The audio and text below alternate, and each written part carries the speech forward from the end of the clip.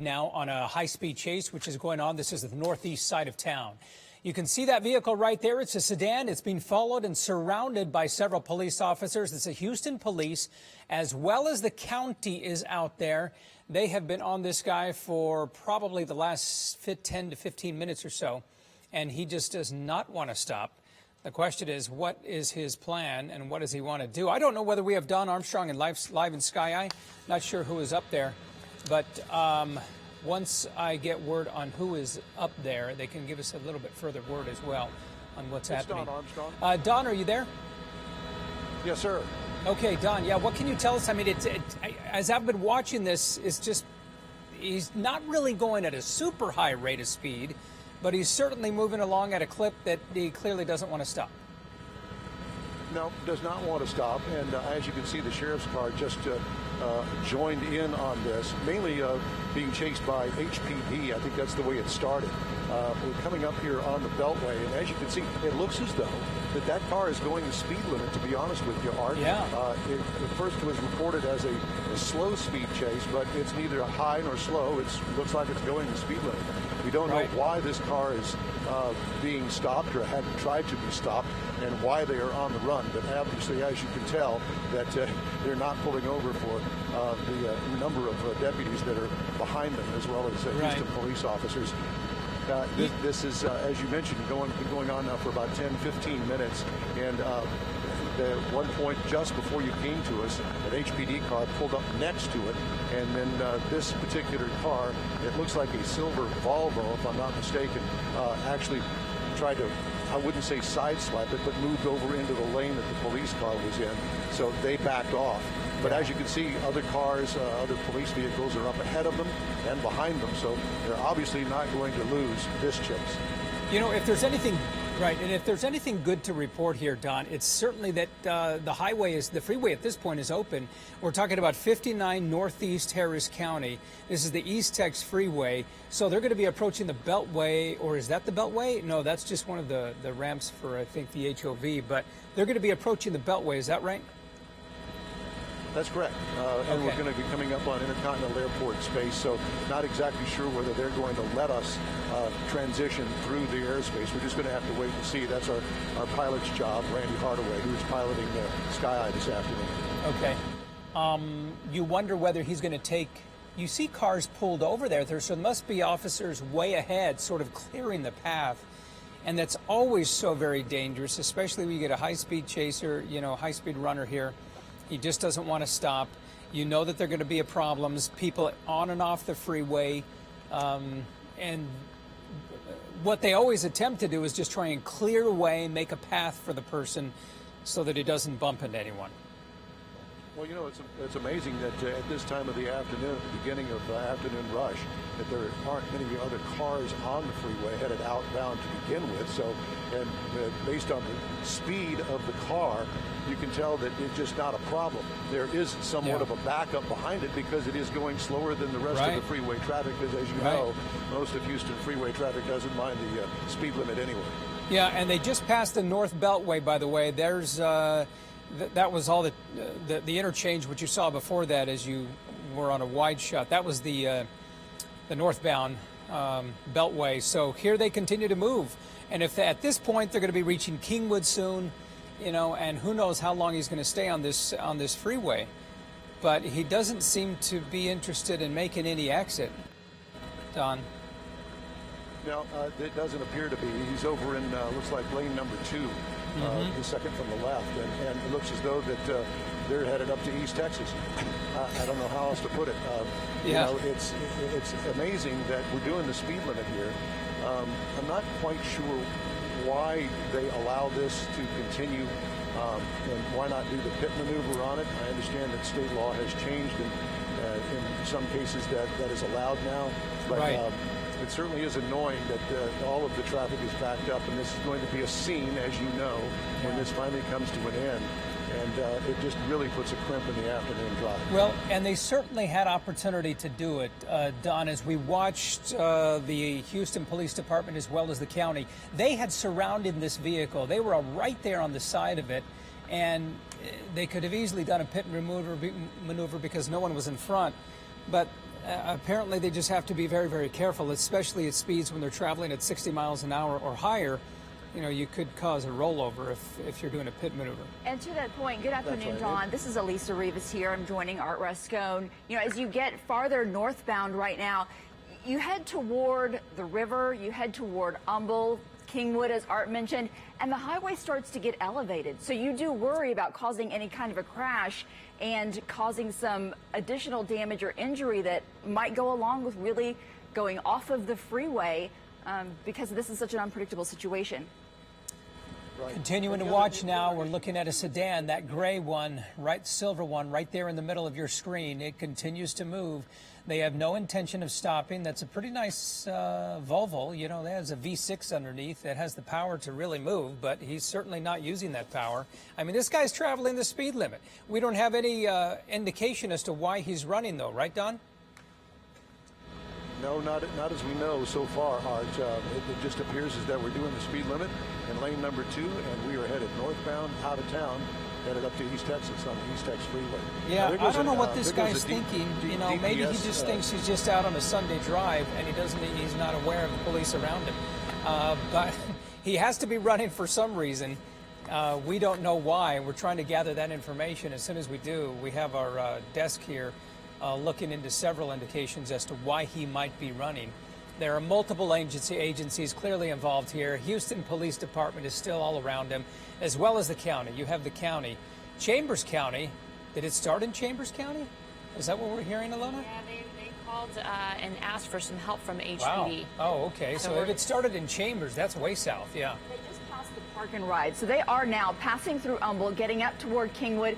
If we can see around this, are we seeing other law enforcement agencies like local PDs joining in on this? Are we seeing more law enforcement or just the same ones following this driver? Well, we did see HPD and Harris County Sheriffs. I don't know whether they have dropped off, and I really don't want to lose sight of the person that is running. But as you can tell, Department of Public Safety is here, not only on the ground, but they're also in the air with us here following above. And one of the things that I did notice just a moment ago, the Department of Public Safety cruiser really flew past this car to try to get ahead of him. One of the issues here is the fact that if they're not going to do the pit maneuver, so are they going to place out spike strips? Well, if that's the case, they're going to have to clear the freeway so that officer can go ahead and lay out spike strips and somehow maneuver all of the traffic into one area where not everybody gets affected by the spike strips and only the person that's being pursued. We just don't know how this is going to play out. I mean, this could go on for miles the way it's looking right now.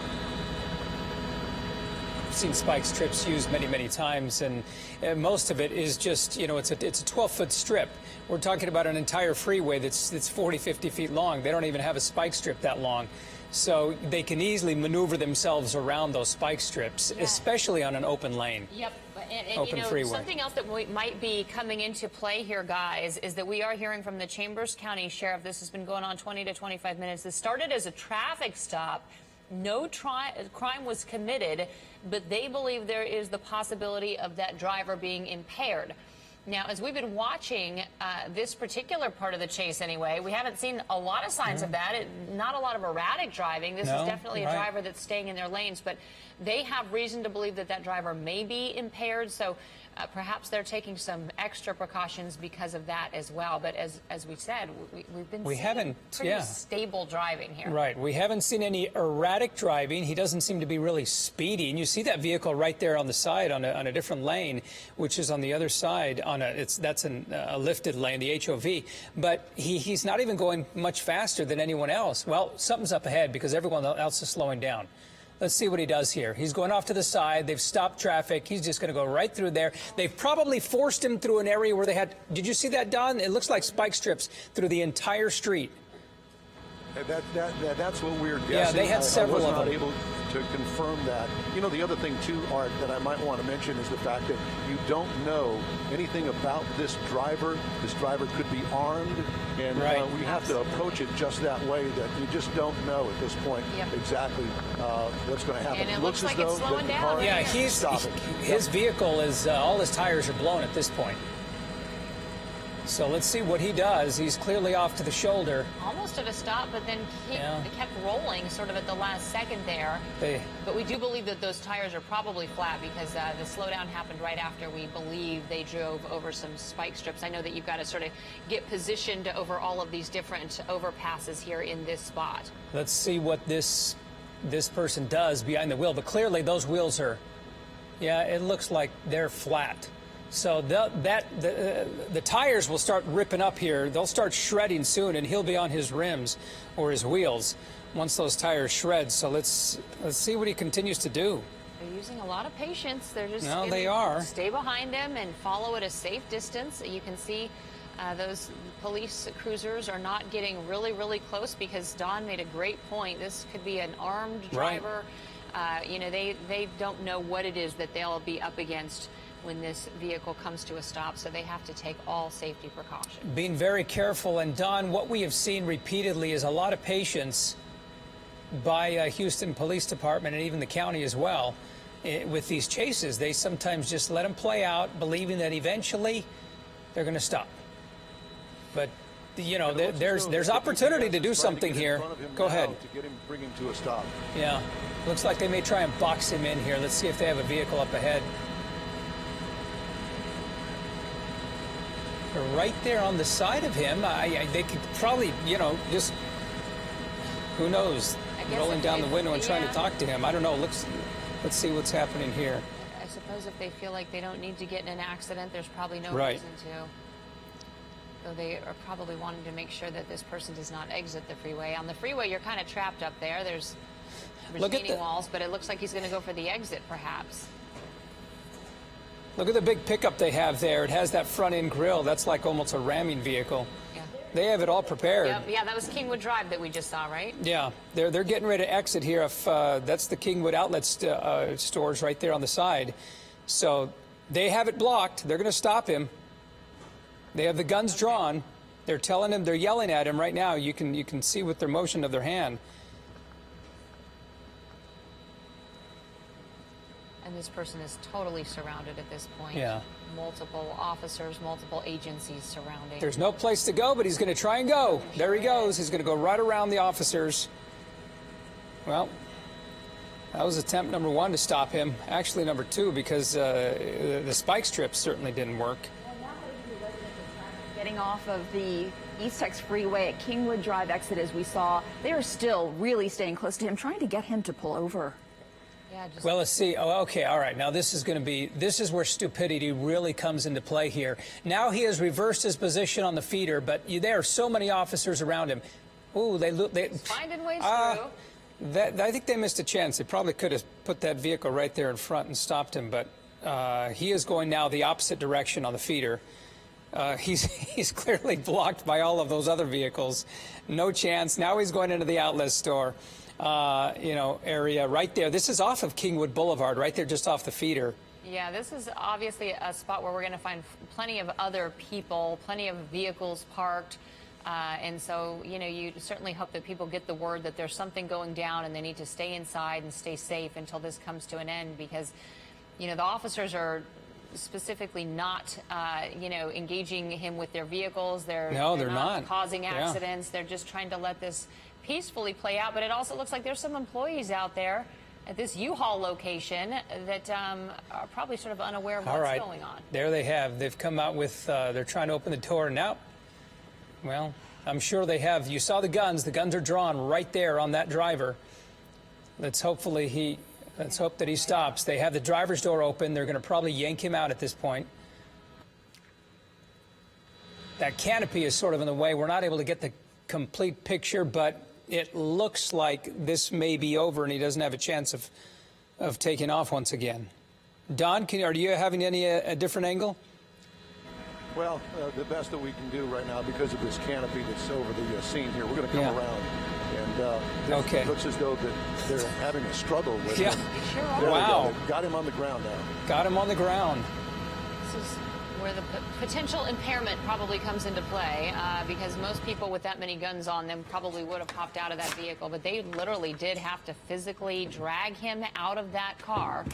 And now you can see these officers getting handcuffs on him, and making sure that he is not armed, or she. We haven't even gotten a good picture of who this driver is. And again, if you're just joining us, this all started as a traffic stop, but no crime committed to begin with. They had reason to believe that this driver may have been impaired. It looks like this might be a woman, Don? Yes, it looks like it may be a woman. She obviously is in tears. She's now handcuffed, and they are going to get her up, and they will search her.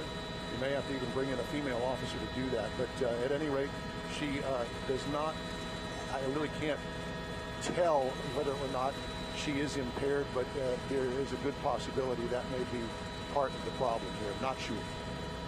Well, this is rather a surprise ending. We did have another chase come to an end pretty recently with a woman, but that's actually pretty few and far between with as many of these chases as we have covered. Yeah, Eric Barajas here, just relieved Art, and yeah, luckily this came to a peaceful end. As far as we know, we didn't see any damage to other vehicles. No one was injured. They've gotten this lady out of the car now, and they're inspecting that vehicle as well as she's taken to the back seat of that patrol car.